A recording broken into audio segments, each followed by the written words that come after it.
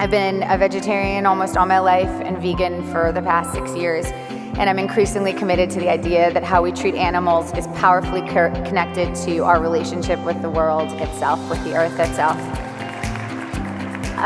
When we think about food in a way of just what's fast and what's cheap, it affects the way we think about everything.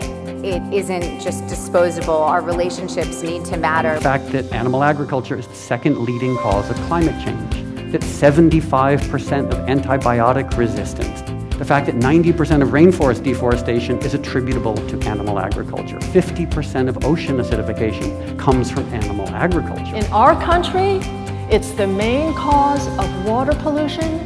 It uses half of our water, 70% of our grain, and 80% of our agricultural land is used to feed the 10 billion land animals that are killed every year for food. Huge amounts of water are being wasted to change vegetable protein to animal protein.